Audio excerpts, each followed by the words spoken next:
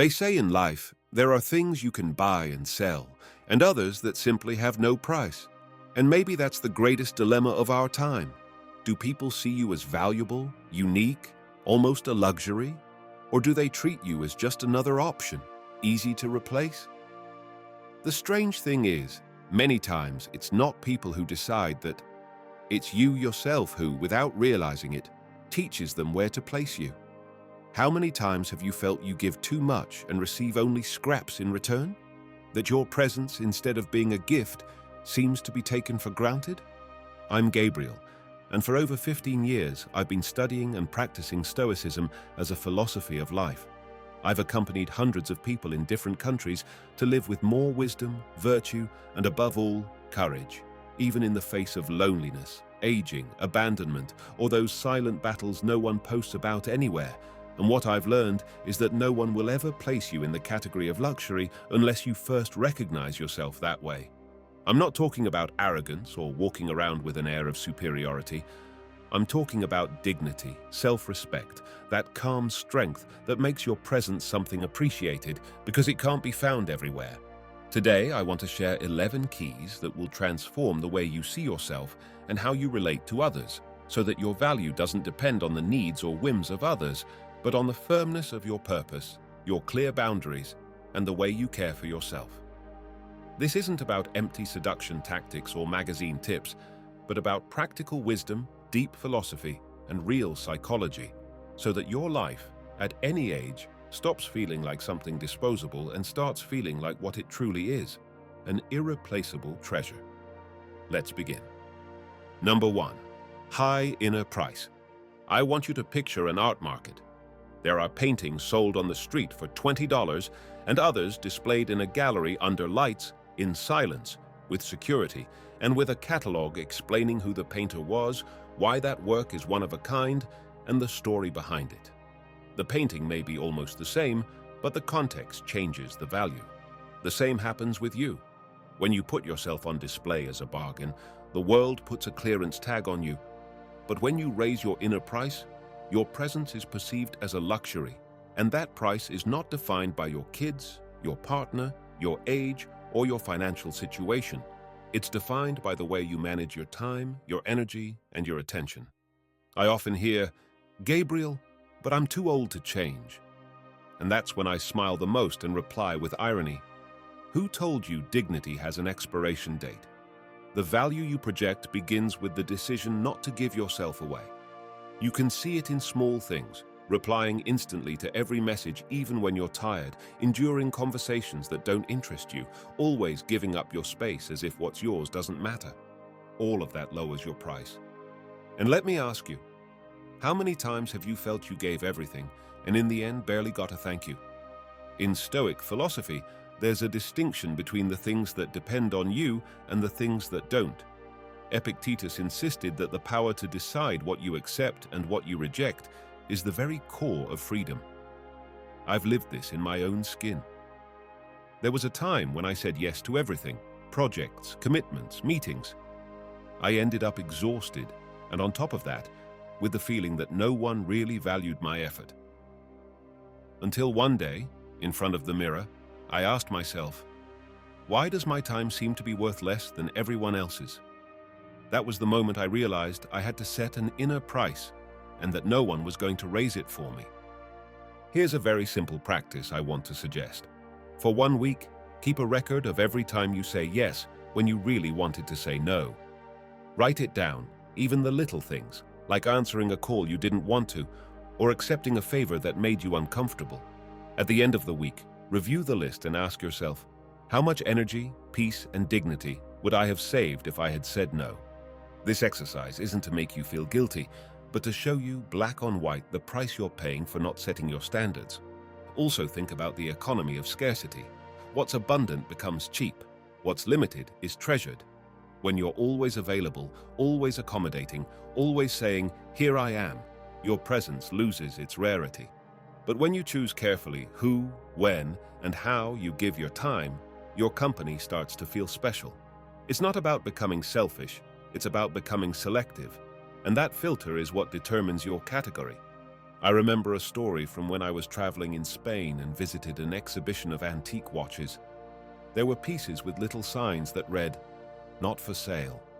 Interestingly, those were the ones most photographed, most admired, the ones that drew the most sighs. And I thought, the same thing happens with us. When your life is full of signs saying, available, available, available, you become ordinary. When you put up a few not for sale signs, even in small things, your presence gains magnetism. So today, I want to leave you with a direct question. Where are you discounting yourself? In what areas of your life are you acting like clearance merchandise? Answer yourself honestly, because your response will determine whether your life becomes a luxury or a cheap option. And engrave this idea as the takeaway. The world treats you at the price you set for yourself. Don't put your dignity on sale because your presence has no substitute. Number 2, boundaries that are respected. Let me start with a simple image. Imagine a road without signs, without painted lines, without traffic lights or speed limits. Chaos breaks out quickly, accidents multiply, and no one knows who has the right of way. The same thing happens in your life when you don't set boundaries. Everyone invades your space, your energy gets drained, and you end up exhausted, feeling like no one respects you. And let me tell you something. Boundaries are not walls. They're not rejection. They're the map you hand to the world so it knows how to relate to you. I've often met people who confuse boundaries with selfishness. They think saying no hurts the other person, when in reality, it honors yourself. In practice, a clear boundary is an act of self-love, but also of respect for others, because it shows them where your true willingness ends and where your dignity begins. Marcus Aurelius said in his Meditations, "Do not waste what remains of your life in speculating about others." And one way to avoid those speculations is by setting simple rules that remove ambiguity. Let me share a story. A retired woman I worked with confessed that she felt like a slave to her adult children. They called her at all hours, dropped off the grandkids without asking, and even used her house as if it were a hotel. She felt loved, yes, but also exhausted and without her own space. I suggested something: set clear schedules, ask for advance notice, and most importantly, learn to calmly say a short phrase, "I can't today." At first, she was terrified of how her family would react and what happened. After a few weeks of resistance, her children began to organize themselves better, to value their time together more, and she regained her peace. She didn't lose love, she gained respect. You can start with something practical too. Create a couple of pocket phrases to use when you need to set boundaries. Keep them short, kind, but firm. Examples: "Now's not a good time, we can talk tomorrow." "I'd rather not comment on that, it's not my place." "I need to rest today, I'll call you when I can." Notice that none of these are rude or overly apologetic. They simply acknowledge your worth and express it without guilt. Here's a crucial detail. Your body also communicates boundaries. When you shrink, avoid eye contact, or let your voice tremble, the other person senses that your no is negotiable. But when you breathe deeply, keep your posture upright, and meet their eyes calmly, without aggression and without retreat, your message is clear even with few words. Modern psychology calls this non-verbal congruence. I call it more simply, your body telling the truth. If you want to try it, here's a short exercise. The next time you need to set a boundary, before you speak, take 3 deep breaths, plant both feet firmly on the ground, and look the other person in the eye, not defiantly, but without avoiding. You'll see how your own energy carries the phrase, and you won't need to raise your voice or repeat it 1,000 times. And here's a critical reflection to close. Every time you don't set a boundary, you teach others that your space is negotiable. And every time you set one with respect, you teach them that your presence has borders that must be honored. Ask yourself, do you want to be remembered as someone always available, who never earned respect, or as someone whose company was a privilege, because it was given consciously and with measure? Your answer, as always, shapes your destiny. Number 3, magnetic silence. Let me ask you something. Have you ever been with someone who didn't talk much, but their very presence filled the room. They didn't crack jokes to get attention, didn't interrupt, didn't try to impose. They simply were, and that calm drew people in more than any speech. That's what I call magnetic silence. It's not the absence of words, it's pure presence. And the funny thing is, once you learn to master it, people start listening to you more, even when you say little. I remember years ago, in a meeting, I decided not to talk so much. I had always been the type to fill space with comments, ideas, jokes. But that day I was tired, so I limited myself to observing, listening, and pausing before responding. At the end of the meeting, someone came up to me and said, "Gabriel, you were so calm today, but every time you spoke, everyone paid attention." That's when I understood that silence didn't make me invisible. On the contrary, it gave weight to every word that left my mouth. Stoicism has a lot to do with this. Seneca said, "We should be more careful with our words than with our jewels." And he wasn't exaggerating.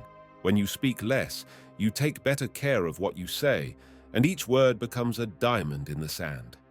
Silence is the pause that multiplies the value of your voice, and that's what makes your presence feel like a luxury. Here's a practical exercise. Next time you're in a conversation, listen more than you speak. Ask open-ended questions, make eye contact, and give space for the other person to finish without interrupting. If you're going to respond, count to 3 in your mind before you do. That little gap isn't emptiness, it's fresh air. It lets your words land with more strength. And watch how people react. Instead of seeing you as just another option who always has something to say, they start valuing each of your contributions as something special.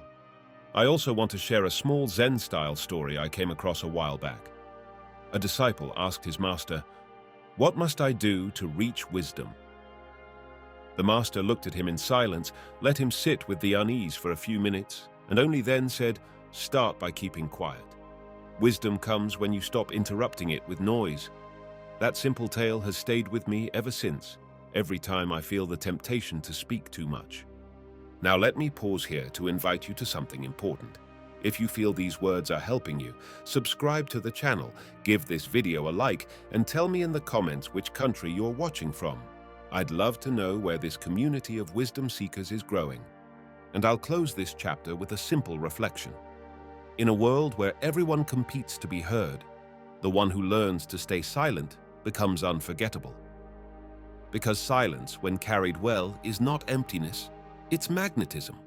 Ask yourself, do you want your voice to be just more noise in the crowd? Or would you rather have every word awaited, savored, and remembered? The choice lies in your next silence. Number 4, care that shows. Let me tell you something that might feel a little uncomfortable. People don't just listen to what you say. They also read how you smell, how you walk, how you dress, how you care for your space. Your presence speaks even before you open your mouth. And I'm not talking about spending a fortune on creams or surgery. I mean respecting your vessel, the body and the surroundings that are the first calling card of your soul. Someone who takes care of themselves sends out a silent message. I value myself. And that message is impossible to ignore. I went through this myself a few years ago. I hit a stage where exhaustion led me to neglect myself. I slept poorly, ate whatever, walked around with an unkempt beard and the same worn-out shirts. I didn't notice it, but the energy with which people treated me was different, as if they saw me dimmed, drained of strength. When I decided to get back to basic habits, better sleep, mindful eating, taking a few minutes each day for grooming and order, not only did I look different, I felt different. And interestingly, the way others responded to me changed too. It was as if I had stepped up a level in my own self-respect. Stoicism has always emphasized the importance of caring for the body without making it an idol. Epictetus said the body is the instrument of the soul. Neither despise it nor obsess over it, just keep it ready to fulfill its function. And modern psychology points to something similar, the halo effect. When people perceive you as neat, clean, and full of vitality, they automatically associate that with other virtues: responsibility, confidence, calm. It may be unfair, but it's real. So, Beyond the external, what matters is how those small acts of care shift your inner energy. Getting enough sleep, maintaining good hygiene, choosing simple but clean clothes, carrying a pleasant scent, and keeping order in your home. These are not luxuries. They're silent declarations of self-love. And believe me, they show. Here's a short ritual to start. Every morning, take 5 minutes to check 3 things. Your posture, upright, not hunched, your scent, does it refresh or disturb, and your immediate surroundings, clean or chaotic. Even if you're staying home all day, do it anyway, because care is not for others, it's for you. And when you notice it, others will feel it too. I want to share a story that always makes me smile. An older friend of mine in her 70s once confessed that whenever she felt sad, she put on her best perfume, even if she wasn't leaving the house. She'd say, "I don't do it for others to smell me. I do it to remind myself that I'm still alive." That small gesture gave her day its shine back. That's the essence of this chapter. Care is a daily reminder of your dignity.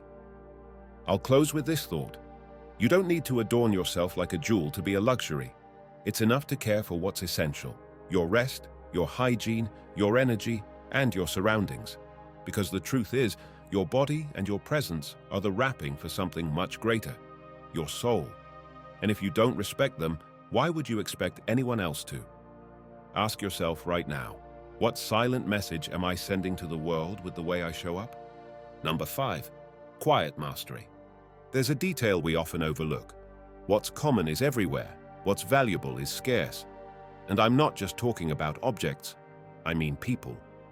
When you become someone who calmly masters a skill, a practice, an art, whether it's cooking, writing, teaching, fixing things, or truly listening, your presence becomes a luxury because you offer something not everyone has. And this isn't about shouting your talent, but letting it speak for itself. I remember a story I heard on a trip to Switzerland about an old watchmaker who had spent decades repairing unique pieces. Someone asked him how much he would charge to adjust an antique mechanism. The man looked at the piece, touched just one screw and said, €100. Surprised, the client protested, €100 just to turn one screw? And the watchmaker replied, turning the screw €1. Knowing which screw to turn, 99. That's the difference between the ordinary and the unique, the quiet mastery that doesn't need to show off.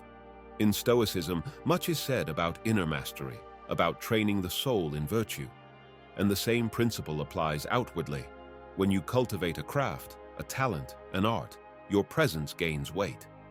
Marcus Aurelius said, "Let your excellence be like a fragrance, noticed without display." That's true mastery. It's felt, even if you don't flaunt it. I experienced this myself when I began studying Stoic philosophy more deeply. At first, I wanted to talk about it everywhere, almost forcing others to listen. But over time, I realized I didn't need to convince anyone. If I lived with coherence, with serenity in adversity, and with gratitude in the everyday, people noticed. My practice was my message. And that's when others began approaching me, asking for guidance, without me seeking it. Here's something concrete you can try. Choose a skill you enjoy, something that resonates with you, and commit to practicing it quietly every week, without the urge to show results right away. Modern psychology calls this deliberate practice. It's not repeating for the sake of repeating, it's improving one specific detail each time. That, over time, makes you someone impossible to ignore. And don't forget a key detail. Quiet mastery also shows in your attitude. You don't need to be the one who talks the most, or the one flaunting diplomas. Sometimes the way you prepare a coffee, the way you listen to someone, the way you organize your everyday life is already a sign of excellence. That's what sets you apart from those living on autopilot. To close, let me leave you with this image. Imagine a calm lake. Its surface seems simple, but its depth holds life, mystery, richness. That's what you are when you cultivate your quiet mastery. You don't need noise because your depth speaks for itself. Ask yourself today, what screw do I know how to turn that others don't? Because that's where your difference lies. That's where your luxury is. Number 6, high-level conversations. There's something that sets us apart right away: the quality of our conversations. And I don't mean using fancy words or quoting philosophers in every sentence. I mean conversations that elevate, that leave a mark, that make people think. We all remember someone who, after talking with them, left us with an idea that stayed with us for days. That's the difference between being passing company and being a luxury. The depth of what you make others feel and reflect on. In my youth, I was the kind who talked a lot, but with little filter. Until one day, at a family meal, I caught myself spouting off a string of pointless opinions. When I finally went quiet, I realized I had monopolized the table. And the worst part, no one remembered anything I said. From then on, I decided that every conversation should offer something, even if small. I learned to ask, to listen, and to let the other person discover themselves through their own words. And believe me, even my family noticed that change. In psychology, there's a concept I love: expansive questions. These aren't answered with a yes or no, they open doors. For example, what was the most challenging part of your day? What did you learn from that experience? How would you like the next few years of your life to look? Those questions turn a shallow exchange into a deep encounter.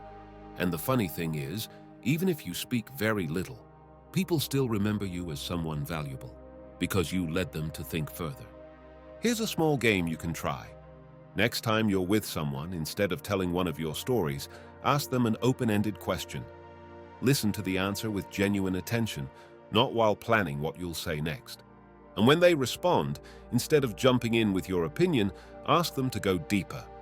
And what else did you feel? What did you take from that? You'll be surprised at how the conversation rises to another level. Let me dramatize this with a little imagined scene. Picture yourself at a dinner, and someone says they're tired of their routine. The usual reply would be, "Yeah, me too, we're all the same." But a high-level response would be, "What would you change if you had an entire day just for yourself?" That question doesn't just break the monotony. It opens a universe of possibilities. And the person will feel that with you, conversations aren't just small talk, they're discovery. Stoicism also reminds us of this. Seneca said, "Talking with a wise person is like walking into a pharmacy. Even if you don't take anything, you leave better than you entered." How beautiful would it be if after speaking with you, someone walked away lighter, more inspired, more aware, even if you had spoken only a little? I'll close with this reflection. Anyone can chat about the weather or the day's news, but few can gift conversations that uplift. Ask yourself, do you want to be remembered as background noise or as that serene voice that opens horizons? Because in the end, your luxury lies not only in what you say, but in how you make others think. Number 7, space and style that uplift. There's something we often forget. Your surroundings speak for you even when you're silent. The place where you live, the objects you choose to keep, the scent that greets someone when they enter your home, all of that is a silent mirror of your dignity and your worth. This isn't about material luxury or filling shelves with expensive ornaments. It's about coherence, order, creating an atmosphere that says, "Here lives someone who respects themselves." I remember visiting the home of an older woman in Peru. She lived alone on a modest pension, no riches, no grand furniture, but her space had something magnetic. Her plants were cared for, there was the smell of fresh coffee, the books were neatly arranged, and a chair by the window invited you to sit. As I left, I thought, her house wasn't large, but it was a temple of simplicity and peace. That's exactly what your environment can be, if you turn it into a reflection of your self-respect. Environmental psychology talks about a curious phenomenon: priming. Your brain responds differently depending on the space it's in. A room full of chaos increases stress. An orderly, light-filled space transmits calm and respect. You don't need to read a manual to prove it. Just step into a clean place and feel how even your breathing changes. And when people visit your home or see you surrounded by order, they instantly interpret that your life has a certain category. You don't need to start with a total makeover. Try this very simple exercise. Pick a small spot, a table, a shelf, a corner of your room, and edit it. Ask yourself, what here adds to me? What takes away? What no longer represents the person I am today? Let go, guilt-free, of what doesn't belong. Then add a personal touch, a plant, an inspiring photo, an object with history. That small edit shifts the energy of the entire space. Think of your home as a personal gallery. You don't need million-dollar paintings. It's enough if everything has meaning. Whoever walks in should feel like they're discovering a part of you. And you, every morning when you wake up, should feel that your space is giving you a hug, not a wave of exhaustion. Let me share something personal. There was a time when my desk was piled with papers, empty coffee cups, and stacks of books. Just sitting down there drained me before I even began. One day I decided to clear it all, leave only the essentials, and place a single candle I would light while working. The change was so big that even my focus improved. My productivity didn't come from harsh discipline, but from style. My space lifted me instead of weighing me down. And to close this chapter, here's a critical reflection. Many people neglect their environment thinking, I'm alone anyway, what for? But that's exactly the mistake. Your home shouldn't be a museum for visitors. It should be a sanctuary for you. Style isn't appearance. It's a daily reminder of your worth. Ask yourself, do you want to live surrounded by things that pull you down, or in a space that, even if simple, lifts you up? The answer shows in your next cleanup. Number 8, reputation on trial. There's something you can't buy in any market, and yet it determines whether your presence is seen as a luxury or just another option: your reputation. It's your invisible calling card, the one that travels ahead of you and can't be polished with pretty words. And I'm not talking about fame or being known by half the world. I mean the trust you generate in those who deal with you, whether your word carries weight or fades like smoke. I once heard an older man tell me, I no longer have youth or money, but I still have my name, and I won't stain it. That line hit me deeply, because I understood that true wealth at this stage of life isn't about how many things you own, but whether others know that when you say something, it happens. That's the foundation of a solid reputation. The book of Proverbs says, a good name is more desirable than great riches. Proverbs 22:1. And I believe those words have never been more relevant. You may have fewer material possessions, but if your reputation is clean, your presence inspires respect and trust. On the other hand, if you break promises, are always late, or say things you can't back up, people learn not to take you seriously. And when that happens, you stop being a luxury and become just another face in the crowd. I myself went through a tough lesson. Years ago, I promised to help a friend with a project. Because of poor organization, I kept postponing it until time ran out. I did fulfill the promise in the end. Yes, but late and halfway. That hurt his trust in me, and although we stayed close, it took a long time to repair that mistake. From then on, I learned it's better to make fewer promises and keep them fully than to pile up commitments that end in excuses.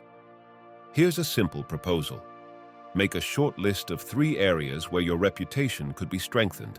It could be punctuality, keeping your word, respectful treatment. Then, choose just one and focus on improving it for a month. Reputation isn't rebuilt overnight, but every act counts. And the best part, people notice. I also remember a positive case. An older woman told me that years ago, when her granddaughter was little, she promised to teach her how to sew a dress. The years went by, and when the granddaughter turned 15, she gifted her that dress, made with her own hands. The girl cried with emotion, not so much because of the dress itself, but because her grandmother had fulfilled something she had promised long before. That simple gesture built an eternal memory. I'll close with this thought. True luxury isn't in what you wear, but in what people feel when they hear your name. Ask yourself, when someone speaks your name, what feeling does it awaken? If you want to be a luxury, your reputation must be your most carefully guarded treasure, because it's the one thing that keeps speaking for you, even when you're no longer there. Number 9, scarcity with elegance. We live in a time where everything feels immediate. Messages answered in seconds, constant availability, people getting upset if you don't reply right away. But let me tell you something that might not be popular. When you're always available, you become ordinary. Excessive abundance cheapens. Scarcity, on the other hand, creates value. And no, I'm not talking about playing hard to get or making up excuses to disappear. I'm talking about prioritizing your time and energy with elegance. Here's a personal example. For a long time, I replied to messages the moment my phone buzzed. I thought it was a way of being polite and attentive. What I didn't see was how it was stealing my focus, my peace, and even my respect. When I finally allowed myself to respond on my own terms, sometimes hours later, sometimes the next day, not only did I regain calm, but others began to value my replies more. What used to be an automatic exchange became a conscious act. Economics has a basic principle. What's scarce is treasured more. Think of the baker who makes 100 loaves a day. Each customer who gets one feels lucky because they know if they show up late, they'll miss out. Now imagine the baker who churns out thousands without limit. The bread is always there, within reach, and it loses its charm. Let me share a little parable I invented about this. A village baker decided to bake just a few perfect loaves each morning. People lined up early, and those who got one treated it like a treasure. His secret wasn't the recipe, it was the measure. That's exactly what you are when you learn to dose your presence. Elegance lies in how you manage that scarcity. It's not about disappearing or making your life inaccessible.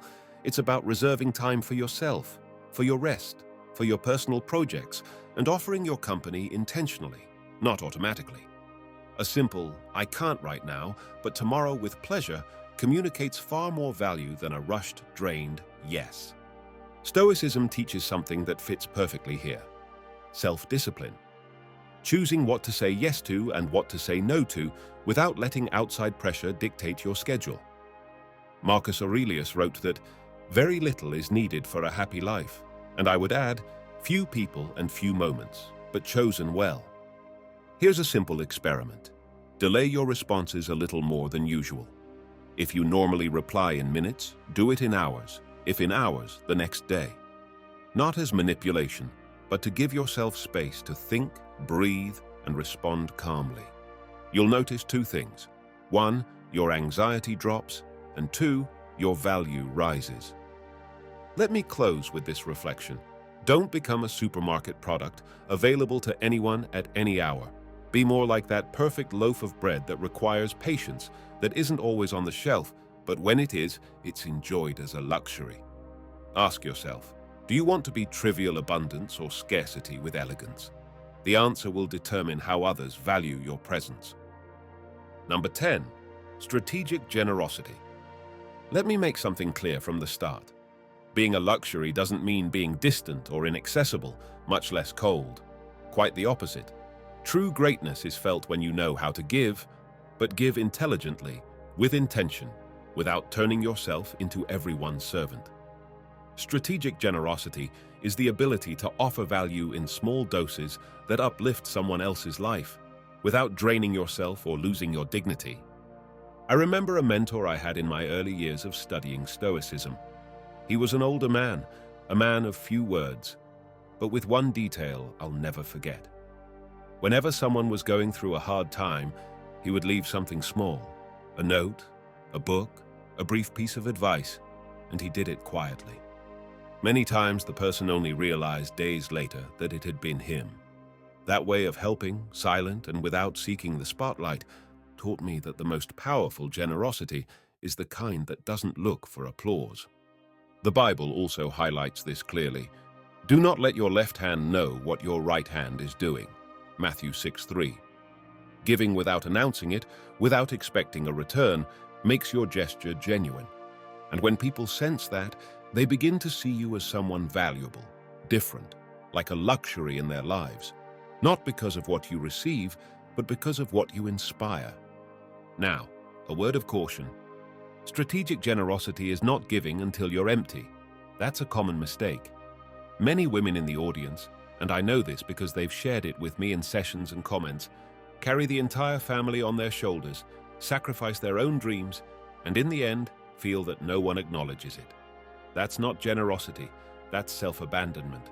The key is to give what's fair, what truly comes from you, without turning it into currency or an endless obligation. I learned that lesson myself with a neighbor. He was going through financial difficulties, and instead of lending him money I didn't really have, I offered to teach him some simple tricks to sell his products better online. It wasn't a huge sacrifice, but it made a difference.